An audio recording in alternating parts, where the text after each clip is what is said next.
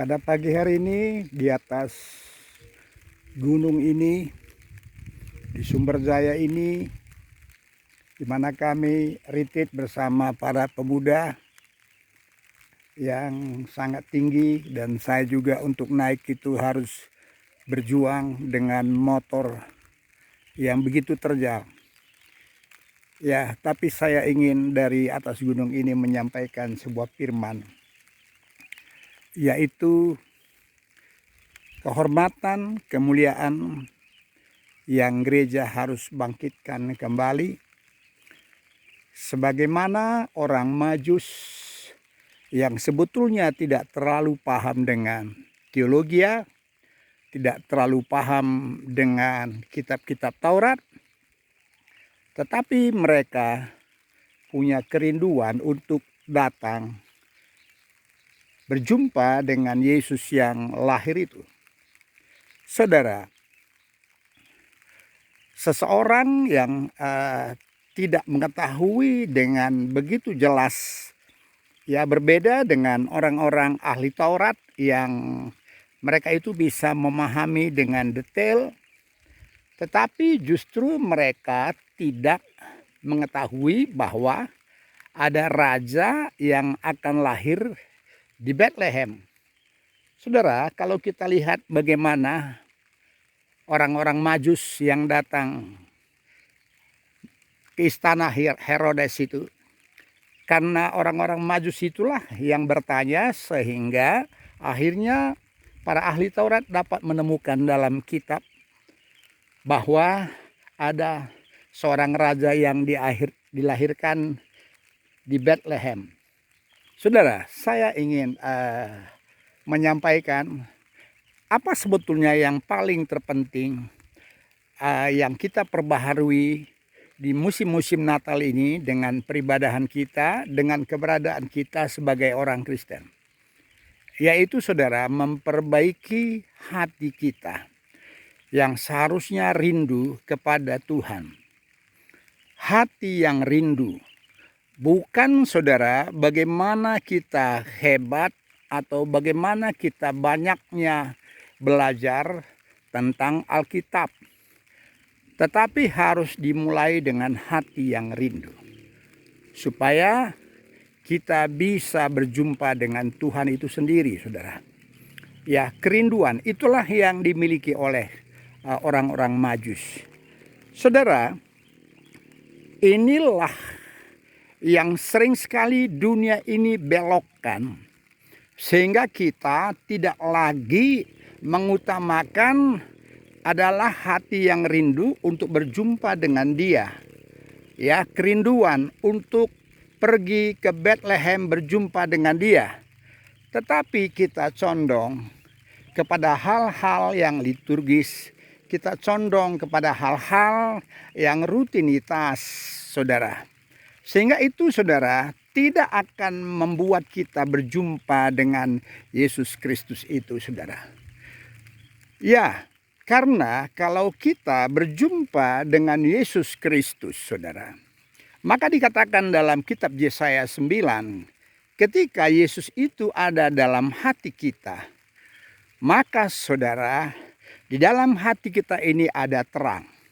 Artinya ada sesuatu pembaharuan cara berpikir di dalam diri kita, saudara. Ya, pemahaman yang dituntun oleh terang itu sendiri. Dari terang itu sendirilah kita akan banyak belajar tentang kebenaran-kebenaran firman Tuhan oleh adanya terang itu. Dengan adanya terang itu, saudara, dikatakan bahwa kita akan mengalami sorak-sorai, sukacita, dan juga, saudara, tidak ditekan oleh tongkat si penindas. Saudara, ini yang sangat keberatan dunia ini. Sehingga, saudara, kita selalu digiring supaya kita bukan fokus kepadanya, bukan untuk mencari wajahnya, bukan pergi ke Bethlehem, tetapi saudara, kita selalu melakukan hal-hal yang di luar itu. Lalu apa yang terjadi, saudara? Ya, kita tidak mengalami sukacita. Kita tidak mengalami kemerdekaan. Saya lihat, saudara, ketika kami ke rumah sakit, banyak orang yang sakit. Bahkan di kota kami, saudara, orang-orang yang saya kenal banyak sekali yang meninggal, saudara, ya, yang meninggal hampir tiap minggu. Saya perhatikan, sakit apa gerangan yang membuat orang meninggal? Saudara, itu semua diakibatkan oleh, saya berpikir itu dari capek berpikir, dari beban-beban berat yang terus-menerus sehingga merusak tubuh kita. Dan itulah membuat rumah sakit itu penuh, saudara. Ya, rumah sakit itu penuh. Oleh karena itu, Yesus itu sebetulnya mau datang kepada kita. Mau memperbaharui kita, saudara-saudara. Supaya kita bersuka cita, supaya kita tidak berbeban berat, supaya kita sehat semua. Tetapi terus dunia ini merusak, mencoba, mempengaruhi, mendoktrin supaya kita tidak tertuju mencari wajahnya, tetapi dengan hal-hal lain. Saudara, ada bagian-bagian yang di akhir zaman ini dengan kemajuan teknologi, saudara. Ya, teknologi masuk ke gereja. Dan itu juga, saudara, sangat mengacaukan, saudara, ya. Bagaimana kita bisa berjumpa dengan Tuhan, yaitu dengan membawa HP. Saudara, saya perhatikan, saudara, waktu saya masuk ke sebuah gereja, ya, khususnya gereja-gereja yang agak besar, ya mungkin juga gereja yang kecil, saudara. Saya melihat bagaimana mereka semua waktu berkhotbah, para pendeta, bahkan kadang waktu menyembah pun, saudara, ya jemaat itu buka HP. Kalau saya perhatikan bukan buka HP karena membuka Alkitab, tetapi mereka membuka Facebook, membuka yang lain-lain, saudara. Saudara, itu tentu, saudara, sudah pasti mematikan kita untuk bisa berjumpa dengan Tuhan. Saudara, saya dulu mengajar. Saya mempersiapkan pengajaran saya. Lalu, saudara, ketika saya mengajar, ada orang-orang yang di depan saya sedang bermain Facebook. Oh, saya itu paling tidak suka. Saya akan berikan hukuman, saudara, kepada dia. Demikian juga, saudara, sekarang di gereja banyak orang yang memainkan HP waktu menyembah, waktu berkhotbah. Saudara, itu sungguh-sungguh menyakitkan hati Tuhan. Oleh karena itu, saudara, mari Natal tahun 2022 ini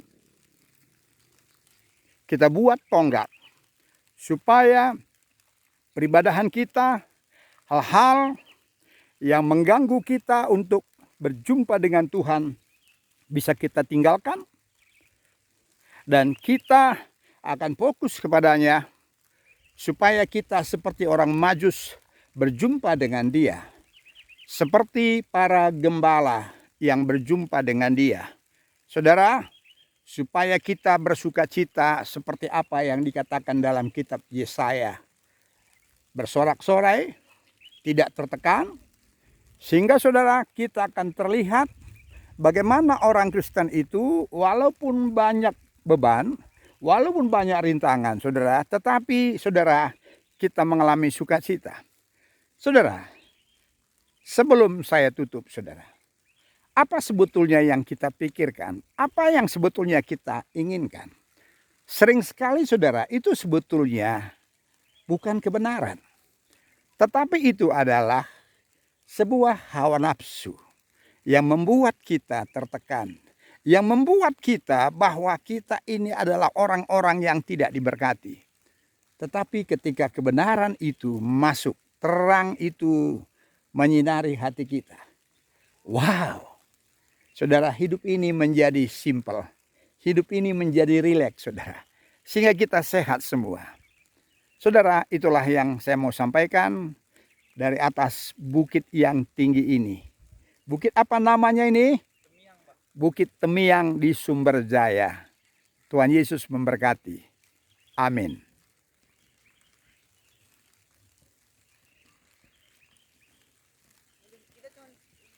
Kita lagi.